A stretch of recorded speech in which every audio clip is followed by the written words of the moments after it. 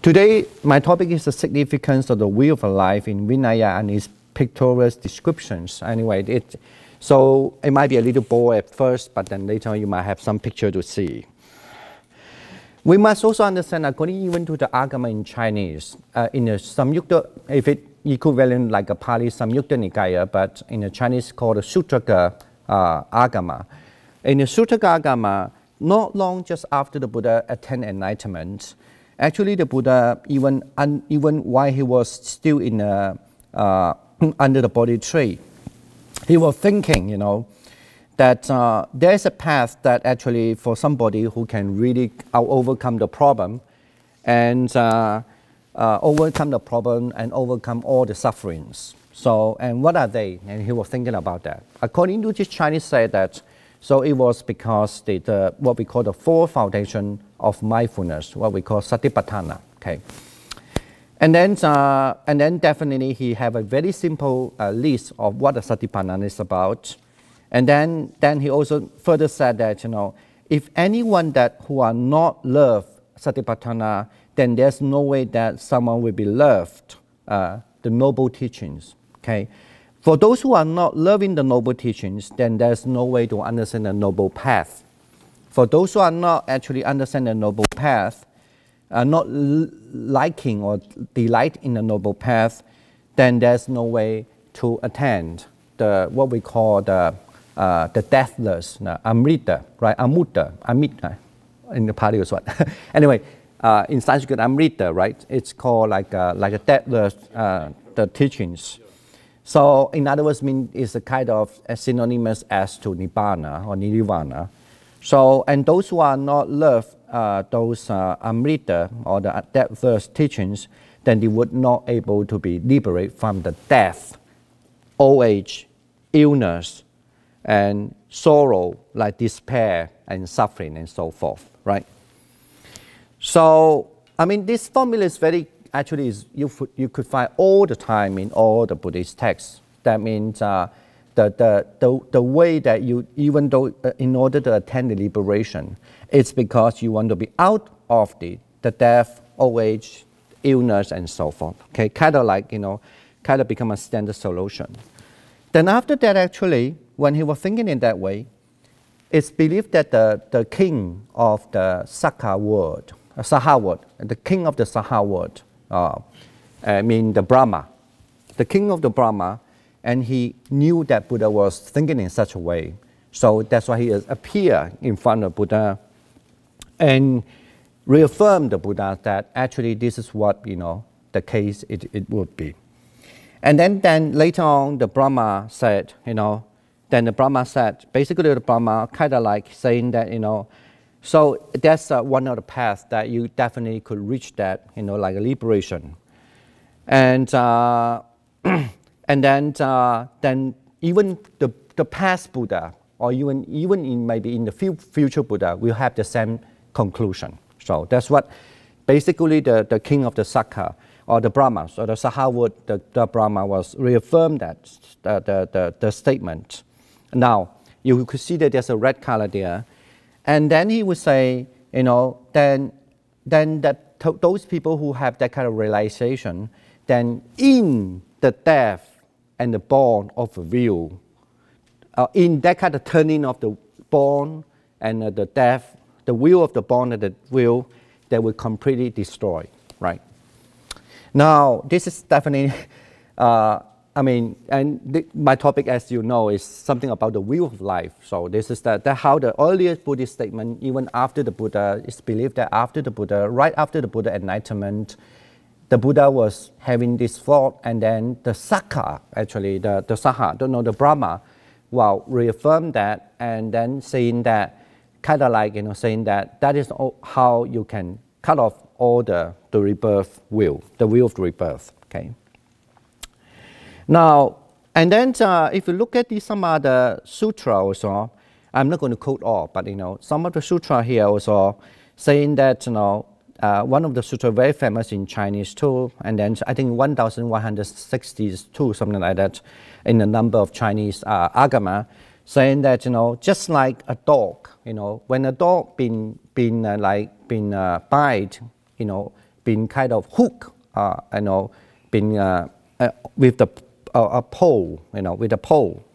So, and then the dog, because the dog want to run away from the pole, he would just turn in and walk all around, and that he would just turn in all the time. And so if anyone that when the craving, the knot of craving is not being broken, then there's no way to end of the suffering. So at the same word, so now, at least this text, then it was uttered by the Buddha. Then the Buddha saying the same thing is just like the reincarnation, the turning of the reincarnation, the turning of the wheel will have no way to stop if if you don't cut off your ignorance and also cut off your craving.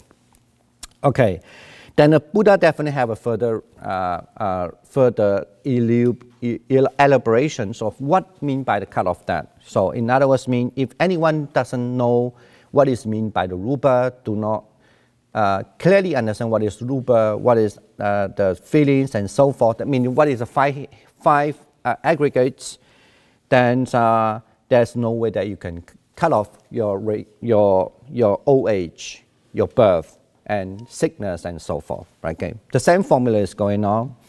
And then also any noble disciple after that, if they can understand the formation of the form, the cessation of the form, the dangers of the form, and then that what hinder about of the form and so forth. So, and if they don't really understand it very well, there's no way to cut off the reincarnation. Those definitely are the very basic teachings and very important, and as almost like serve as the core of the teaching in Buddhism about how someone can be actually deliberate to be cut off the reincarnation. But the word always been described as mean the circle of the death and the born.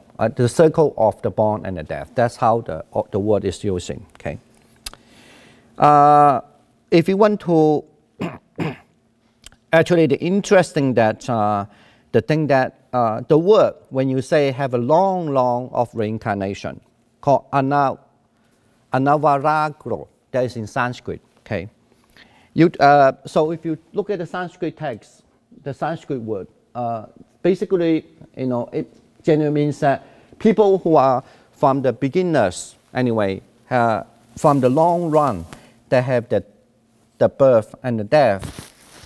Due to they were covered by the ignorance, and they were binding by the craving. So in the long run, almost like endlessly, so that person will be reincarnated in the circle of the death or in the circle of the birth and the death, and they don't even realize they are in suffering. Basically, that's what that's the main thing. So I'm sure that up to this point you could define that. When we say that to the Buddha, again, enlightenment, one of the big achievements is because it cut off the birth and the death, the circle of the birth and the death. Okay. I don't think this nowadays Buddhism really emphasizes on that part now, but definitely that was, if you look at the sources, you could see that that's how the Buddha think in the first, and then that's how, anyway, the Brahma believed to be the creator god in Indian mythology, that he would reaffirm that you actually, you knew how it did to cut off all these, the birth and death. Now, even I didn't put the information here, actually it's very interesting.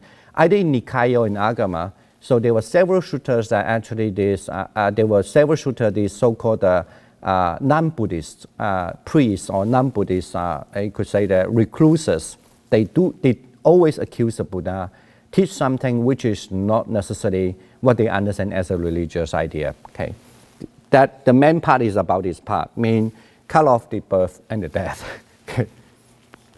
Okay.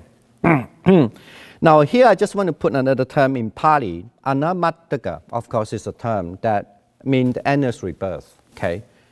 So and either this, but this kind of concept is not just happening in one sutta or two sutta, but it could even in Samyutta Nikaya. It's the same as in Pali and Samyutta Nikaya, or in Chinese what we call Suttaka Agama.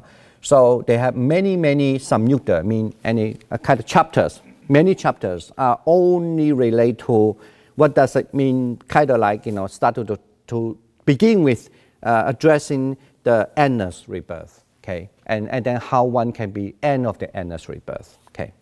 So the term is Dhammadipa, okay? Okay, now, but this is just for some other information. Yes. Question for you. Yes. The term Shudraka Agama is equal to more like Khuddaka Nikaya and Samyukta. Oh, sure. Sorry. It's Khuddaka Nikaya. I use the wrong word. It's Samyukta Nikaya. Because Samyukta would be Samyutta. Yeah. Pali. So, Yeah. Thank you so much. Thank you. Shuddhaka is mean Samyukta Nikaya. Yeah. Thank you. Yeah. Khuddaka Nikaya. Yeah. Thanks for that. And then okay. But this is another passage which is not necessarily direct to our topic, but it might be useful just to say that. And also further up, in other sutta, even Buddha illuminate almost the same kind of formula would, being proclaimed there. But then he also added something like interesting passage, which is actually later on very important in Mahayana Buddhism. Okay, so it's about, there was a passage about, if anyone there who can observe the mind all the time, because the Buddha did say, when your mind in trouble, then all beings in trouble. When your mind is purified, and all being is purified. Actually, this is really, really, really important passage in Mahayana Buddhism. But then this passage you don't think it's because in Chinese, but it does in Pali too. Anyway, that's some other information. In other words, I mean here, then the Buddha further elaborate that, even though, we understand that, but then we must also, they use the same term in Chinese, 禅悦, 心贪欲所染. This is mean. You can see this, the word 禅悦. Okay. Unfortunately, we don't have this in Sanskrit text now. Of course, a lot of Sanskrit retention is lost in India. But the word actually, it's the same as the Dhammadipa. Okay, it means that for a long, long time, because of the mind, has been tainted, has been like contaminated by the craving and by the hatred as well as the ignorance. So the mind, because of that kind of defied mind or the troubled mind is being there, so then it's trouble all beings, basically. Okay. But then there's another simile. The Buddha say, just like there was a kind of bird called Kalinga. Okay, bird. I don't know what Kalinga bird anyway in India. I tried to locate that, but I couldn't find it. Looks like there's no exact. Maybe it's extinct already. Maybe in India, there's kind of believe there's a kind of bird where they have lots of color there. So when your mind just being almost like being, kind of like being dyed with so many color. So and then if your mind been dyed so many colors, so you've been dyed basically. Okay. So okay, I think I want to just so far the important is that we know that Buddha was trying to say is that there's a kind of problem we have. We try to solve the problem. The problem, one thing the Buddha trying to solve is how we can cut off what we call the birth and the death. Okay, I think the Buddha trying to say that the cut off the birth of death in the sense of cut off the reincarnation. Okay, in the sense of that, and then he also further elaborate that by doing so, it's just like someone who has been, the mind has been dyed with different color, but you have to actually, with the realization, and also when your mind is purified, then this cut off this reincarnation, then only become possible. That's what I guess so this put is it. Like almost like a gateway from Theravada or Shravakayana into Mahayana then.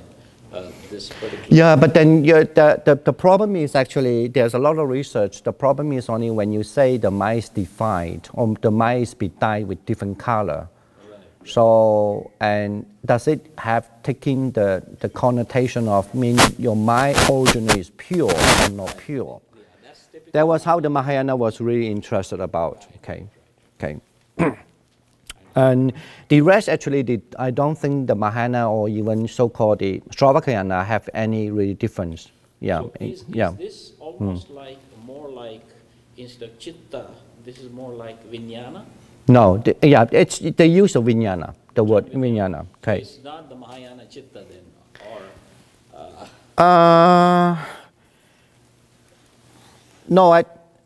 No, I want to say actually definitely, no, sorry. The term they use here is a chitta. They do use the They use a chitta. But the same thing is also the same, like one consciousness, or I could say one mind, are they defined? Are they defined with it? They be purified, okay?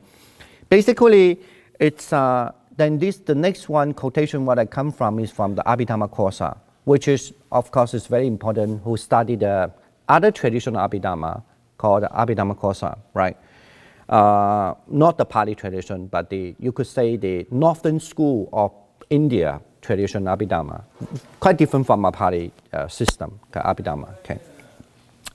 But you can look at the original Sanskrit there also. Basically, he quote from the Buddhist text saying that the Buddha once said to a person called Badarayana, okay, I shall explain to you all bounds of life, which are the vanishing elements. On consciousness, or you can get one mind, sorry, not on, one mind, are they defined, on mind, are they defined, with it, they become purified, okay?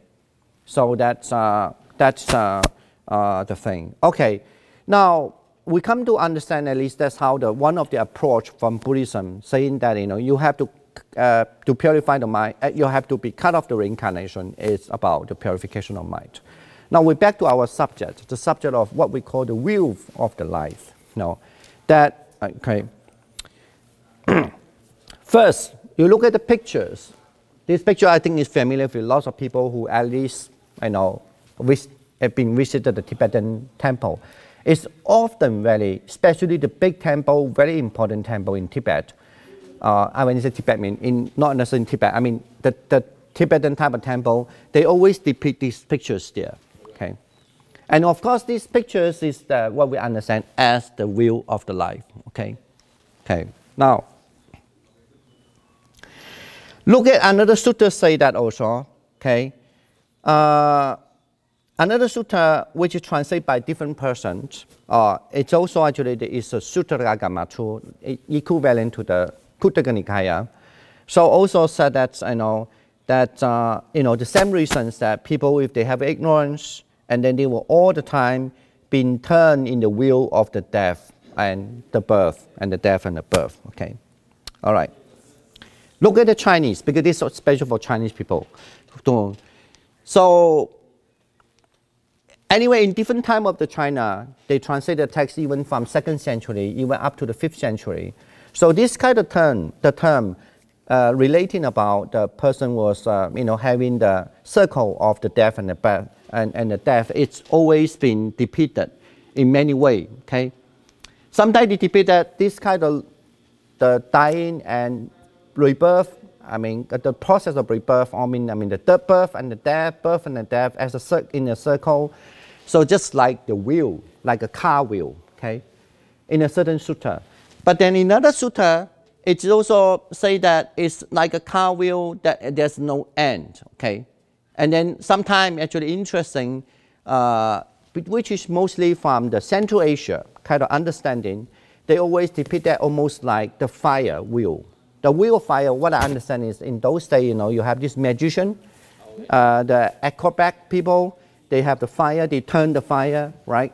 So, and then you look like the wheel. So that's then the wheel, that kind of the birth and the death as a circle, it can be, take it as a, how to say, the analog, as to the car wheel or as to the fire wheel. Okay.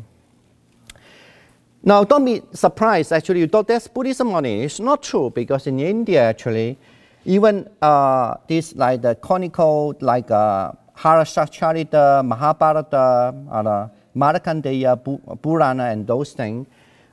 Even actually, I forgot to put the term here. It's like Anugata. Okay, it's also actually I think I don't have to read because the time reason. It just want to say the wheel of the light move on, a wheel of the which the spoke is the understanding, or which the pole is the mind, and blah blah blah.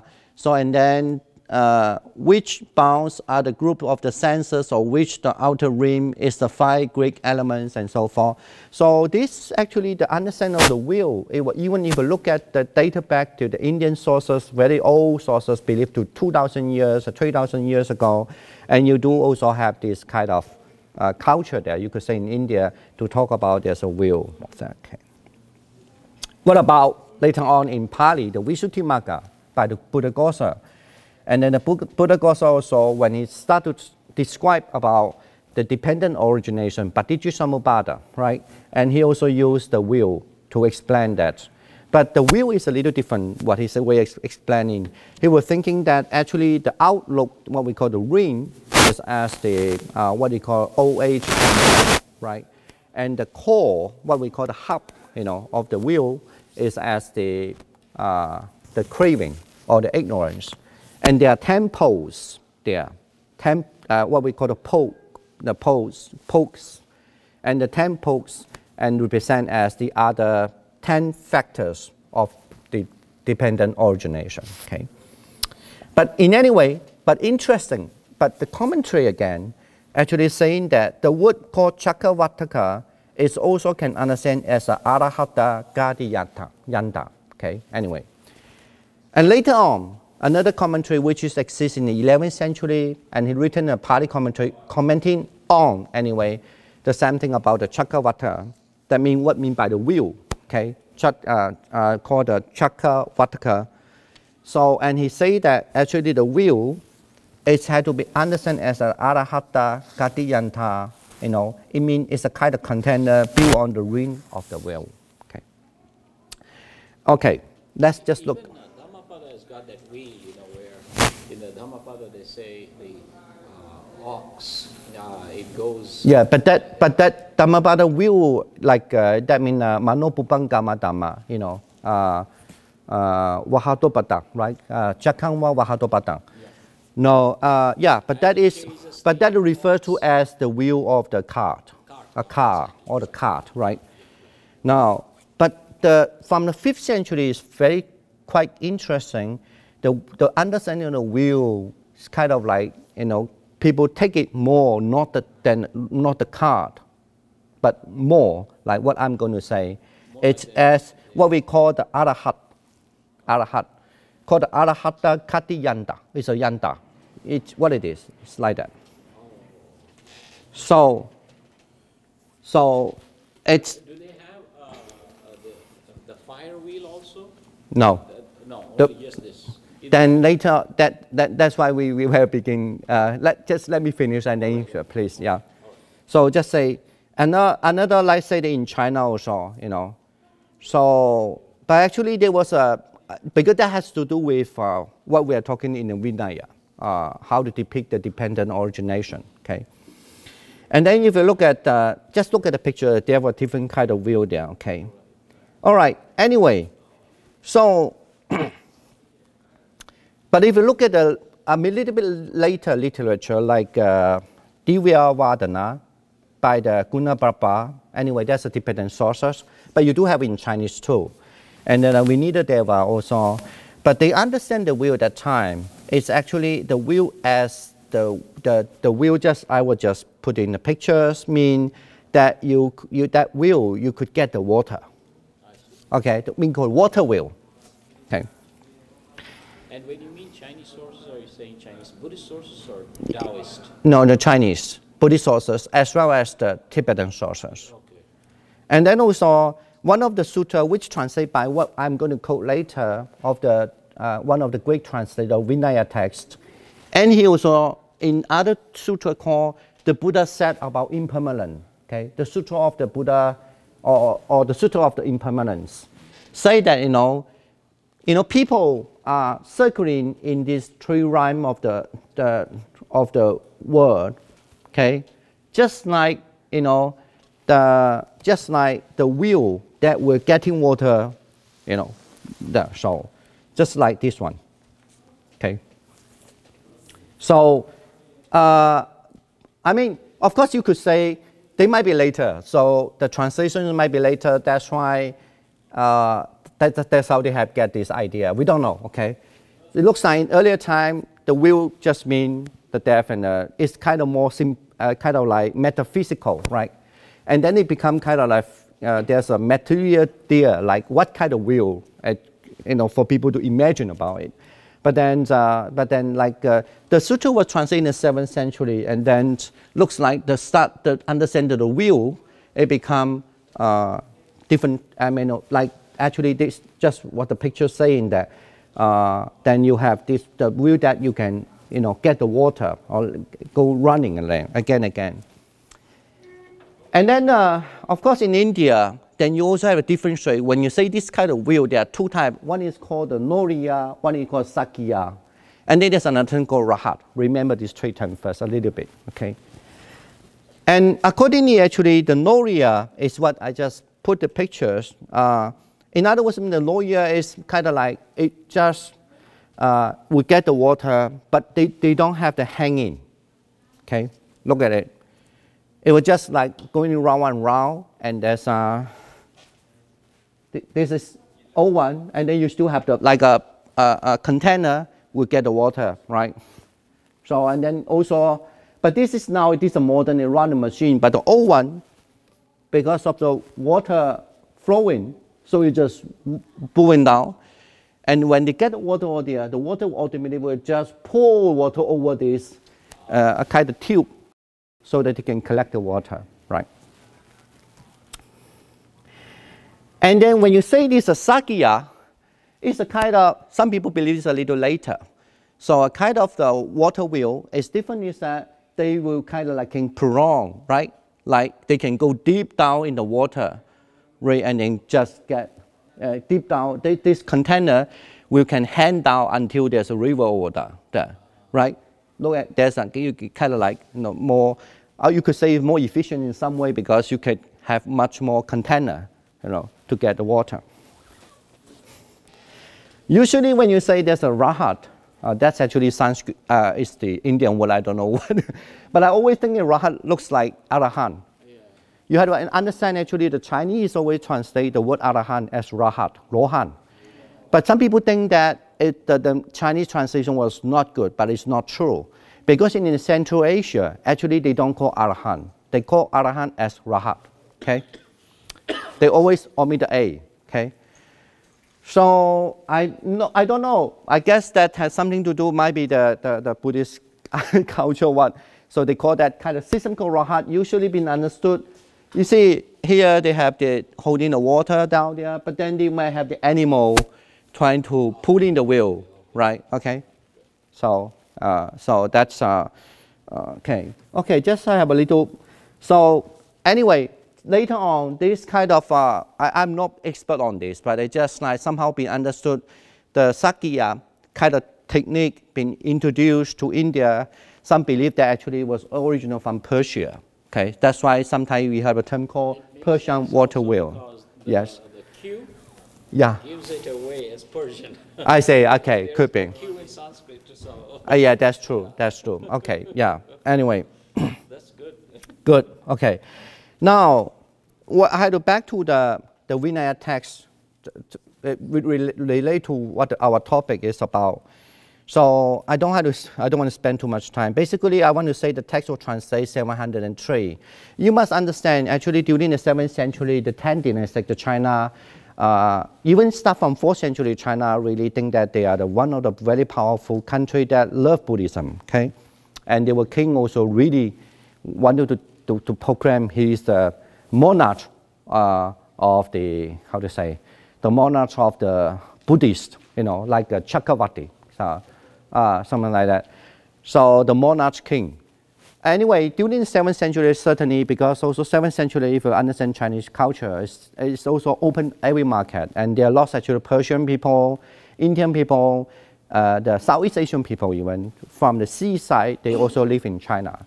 So it's a kind of like, very open, everybody to come to study, and kind of like, they don't build a wall between people, okay?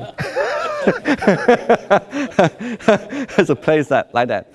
So anyway, but then also they do have a problem is that because there are so many different masters from different traditions, they say they belong to Buddhavong, Samitiya, they belong to Vibhajavada, of course largely belong to Sarvastivada, and then also largely from Mula Sarvastivada, kind of different school.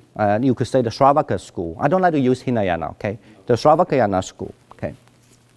Anyway, so that's why he was actually being deployed by the king. When deployed means they funded by the king and asked this monk Yijin to go around India as well as Sri Lanka to collect all the Vinaya texts. So that's the reason why if you want to study the Vinaya, I'm promoting the Chinese now.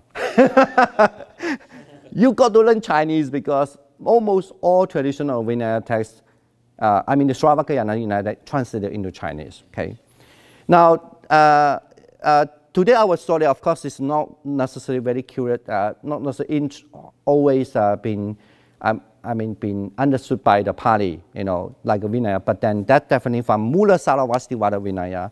And this guy, the monk called Yijin, he went there and he came back, he translated one of the texts called the Mula Sarvastivada Vinaya, and he translated that during about 703, okay? That means very beginning of 7th century. What did that mention there? I need to just give a little translation.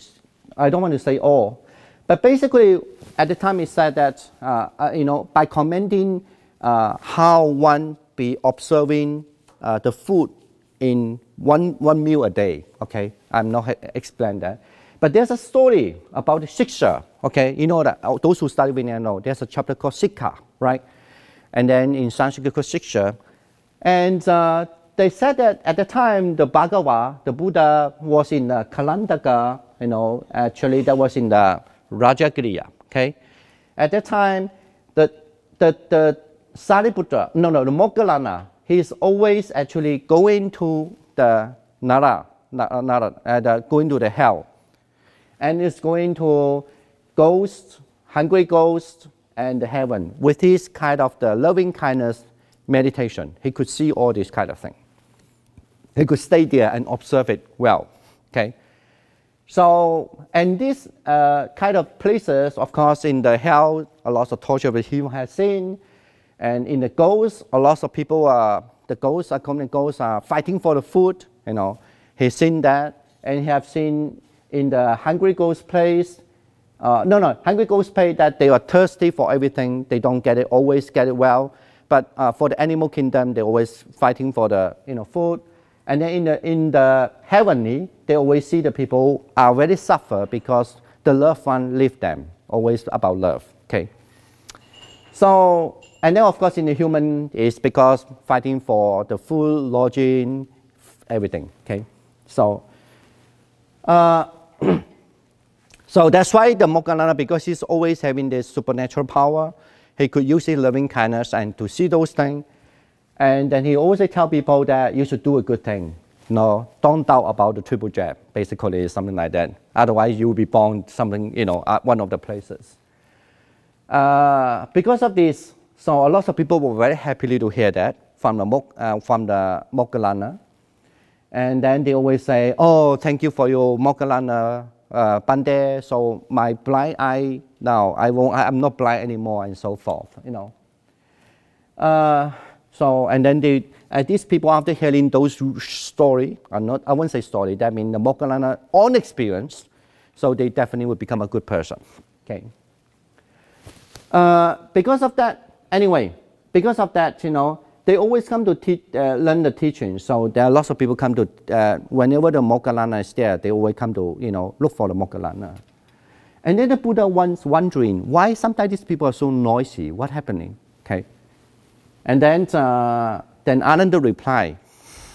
So if Ananda replied means, I'm sure that definitely the Buddha attended Ananda after 12 years already. Okay, we know that. No, 25 years already, because Ananda attending the Buddha after 25 years. Anyway, Ananda replied that and say, But why this? What happened? You know that Buddha. So a lot of people come to see the Mahamoggallana because of those reasons. Okay. Basically, it's like that. So, and then, but then the Buddha replied that, but you know that Mahamoggallana is not always there. Sometimes he would not be available also. So that's why. So now he asked the bhikkhu, say bhikkhus. So now you should actually draw the pictures of this thing beside the door, okay? And then there's a description how they draw it. I'm not going to read it now. So he said you should draw that. So according to this Vinaya, Mula Saravastivada Vinaya text say that, okay? Okay, let me jump it. So the picture you would draw, and this is how the Tibetan understand the picture. Do not forget, actually the Tibetan tradition, they use the Vinaya text. It's a Mula Saravastivada Vinaya text. Yes, okay? In other words, the Tibetan tradition definitely have this record there. And actually the Buddha trying to say that, because this, I don't want to take too long time. So you have to draw one of the impermanent ghosts, you know. But the Tibetan, of course, later on draw it in a way like a Mahakala, okay? But actually, originally, thank you, yeah. Originally, yeah, thank you so much, yeah. Originally, it was drawn as like a impermanent ghost, okay? And then it's important that you have to draw. There was about the 6 rhyme. I'm going to say one by one. Just have a look first. That's how Tibetan understand the pictures of, anyway, from the Vinaya text, okay? They put it there. Now, okay, just have a, now, at least now you look at, there's about 1, 2, 3, 4, 5, okay? There are 5 here. But when you look at it, this one, then there are 6 there. 1, 2, 3, 4, 5, 6. Okay. Okay. Now, actually, if it really be strictly speaking, if you really only just to follow the Vinaya text, the Vinaya text that they used, it only mentioned 5 rhymes of 5 rhymes, right? So I'm sure that means you don't count this, what do you call the one, the other one, the rhymes of Asura. The Asura rhyme is not counted, okay? So the 5 rhymes. So that's why you could look at it. Actually, I would say, if they want to really follow the Vinaya description, there should be only 5, not 6, okay? Okay. And then, okay, so I mean this is one of the typical example, like they put it kind of like 5 between 6 also, okay, and there's a 6 rhyme, okay, oh, yeah. Okay. Now let's change to in China, in Sichuan, or Dazhushan in Chinese. In that place, they have a really big of this view of life is depicted also, even though it's a little different, okay. But why I want to, this is a Chinese version, okay? Okay. Just have a look at the pictures first, okay? Okay. Now, actually in the description there, either you're looking for the Chinese, but definitely the Tibetan, I would say nowadays the Tibetan painting is more accurate in some way, but not necessarily everything. That's why I'm doing, this is my talk. So you see there's a pig here, a board here, and then you see there's a bird here, okay, and then you see there's a snake over here. But of course, the same thing, why the Buddha did ask him to pick up this 3 animal? Because the snake represents the anger, and then the boar or the pig represent the ignorance, stupidity. And then the bird, actually, original word is mean like a pigeon. It represents as the craving, okay? So as the core of the life, the circle, the life circle. And you will also have to see these kind of pictures around. Every tradition have a different. Let me see this first. But you know, some Tibetan, I guess, because they might not know what pigeon looks like in their culture in old day, so they only put the kind of bird or the pigeon as a chicken, okay? The chicken, and then of course the bird and the snake, okay? When you look at this view of the life, so you also see in the center it's like that, but outside you do see there's a kind of human evolution there, okay?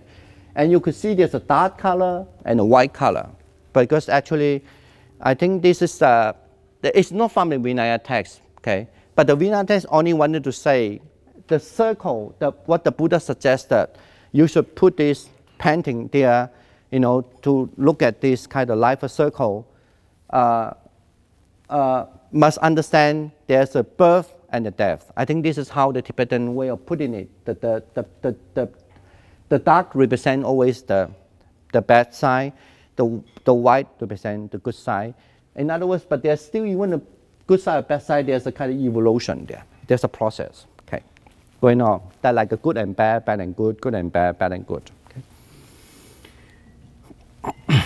Now, actually in the Chinese, the text say, even in the holder, the container, remember the one that contains the water?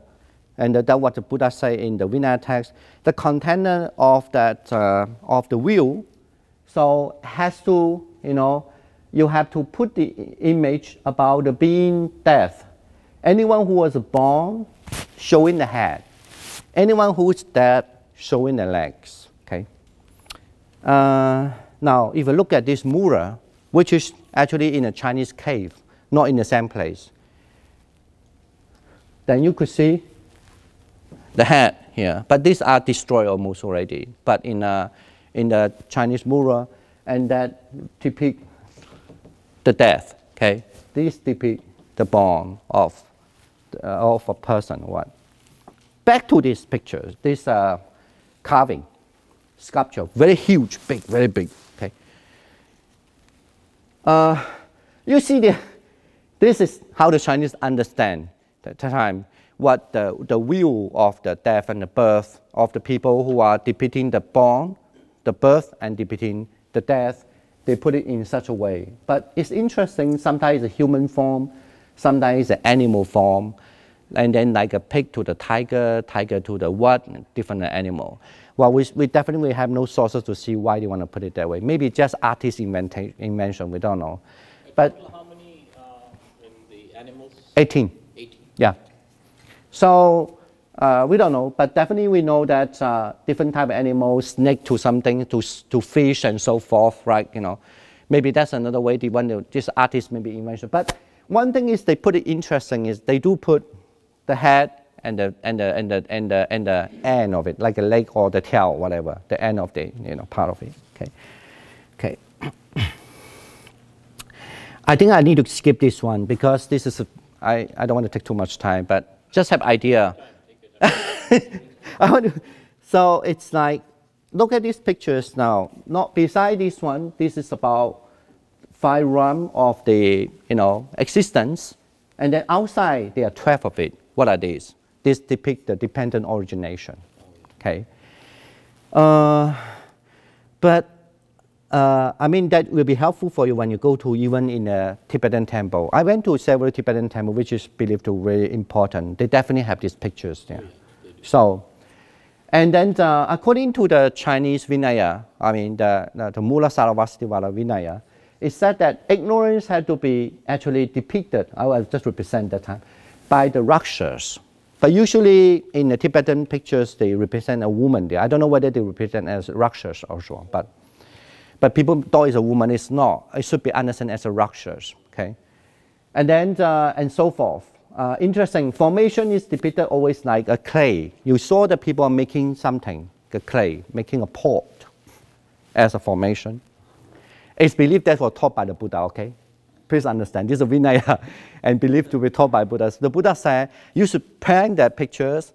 When you say the formation, you have to depict as making the clay. And when the the third one was the consciousness, right? due to the arising of the formation, consciousness arise. I'm sure you know. I don't have to repeat this formula now. So the consciousness saying that it's always been depicted as a monkeys. Oh, so this is, I do it wrong, sorry.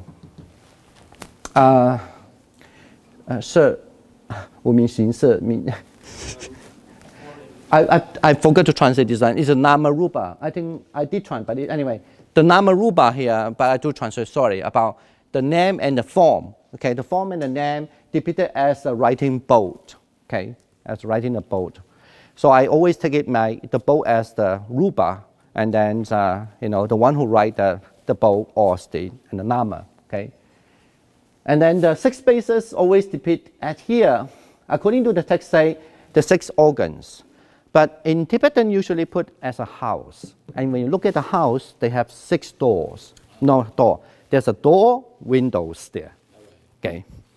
So I think it's 5 maybe. Then depicted almost like you use a house represent as what we call the 6 spaces.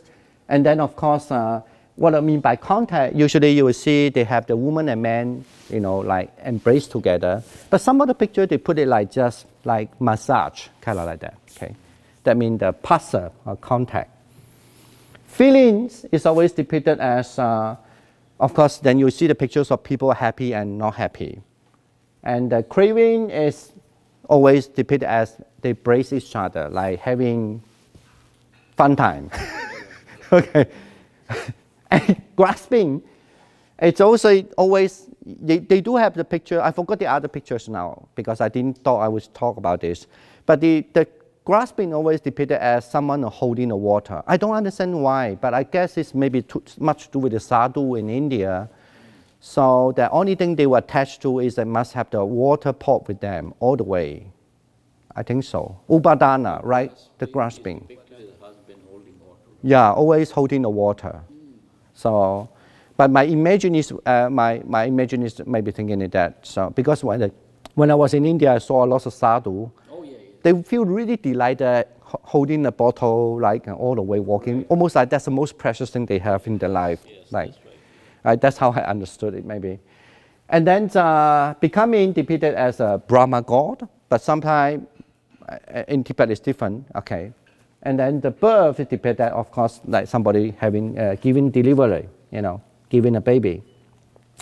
And old age depicted as old age and so forth. I'm not going to talk this, but generally, even though they have a lot of description about all, but it looks like there are 18 of them already, okay? Because ill age had depicted as, you know, like somebody who, I think, to translate wrong, both sexes inflicted sickness, sorrow is crying, suffering suffer. Despair is actually funny part is that they're having a fight with the camel, you know. I don't know why. But I think this is also very culturally, I understand. And this is also one way when you do research, we know the Mula Saravastivada Vinaya must be from a certain part that always they could see the camel, right? I mean, right? I don't think that the East Coast in those days of India, they can understand what camel is about. Maybe camel is very stubborn, I don't know. It's very difficult to get. But, you know, despair is understood as the, Mula Saravastivada, they have camel depiction? That's what I say. Oh, yeah. Despair is depicted as both sexes struggle with the camel. Like you have to, like a kind of like a camel stubborn doesn't want to walk, and you really have to, you're really, you know. Because that's interesting because camel is not indigenous to India at all. It's, I believe, it's basically Central Asia. Arab. Even Egypt, they say, if you look at the pyramids, they have no idea about the camel.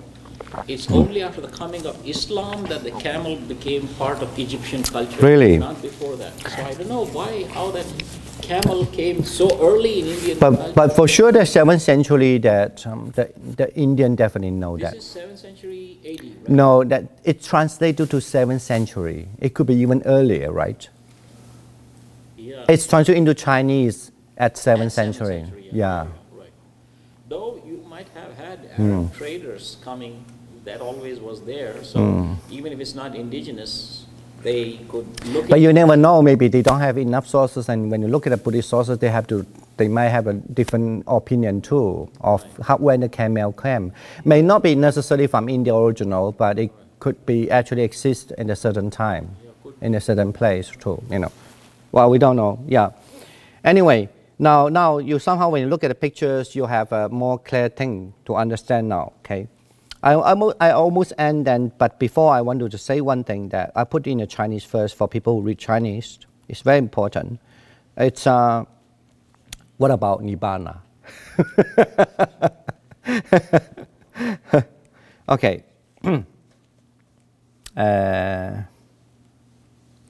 Let me see. Okay.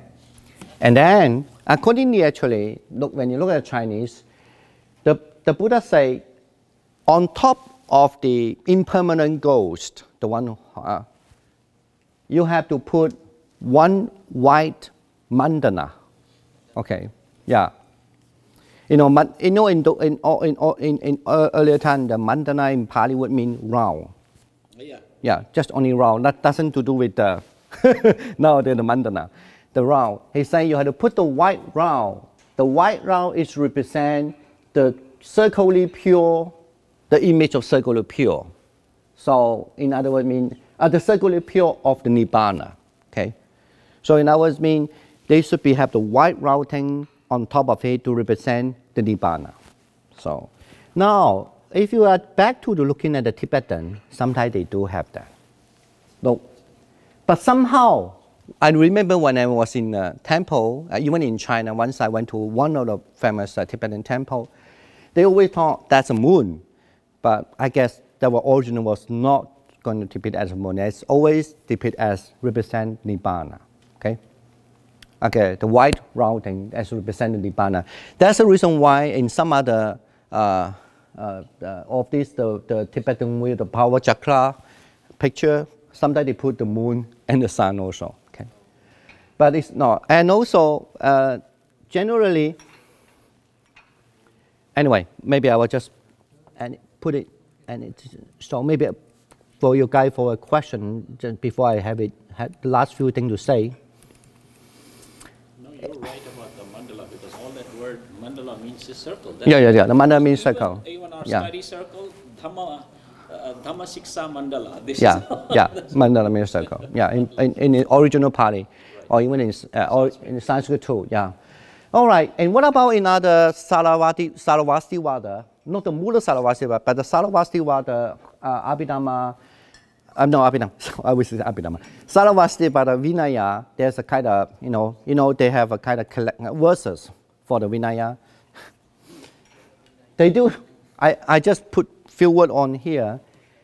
The Vinaya only mentioned. They mentioned that the Buddha actually suggests them what they have to draw on their place. Is believed that according to this Vinaya saying that when the I think it's the King Bimbisara. I forgot. I'm sorry. I should have put it on sources. Anyway, one of the king, not Bimbisara. His good friend. What is the name? Anyway, another king, when he was sponsored to build a temple, and then they found out that the temple was too planned. And then. Is this Bimbisara's son you're talking? No, son. His good friend, another king. Oh, I see. Okay, no. And then too planned. And then, according to the story, say, and then they asked the Buddha, why don't you paint something on the wall? And the Buddha say, yeah, that might be a good idea. Not make the viharas too planned. And then to paint something on the wall. So that's why the Buddha suggests that if you want to paint something there, so I just want to give a few examples here. Say, so if you, because the painting is very important, I forgot to mention before. Because then once they paint this kind of the wheel of the life, of course, then some people come to see what it is, so horrible, right? Yeah. They were so afraid. What is that? And then there's some monks who do not know, make mistake there, so it make a lot of trouble too.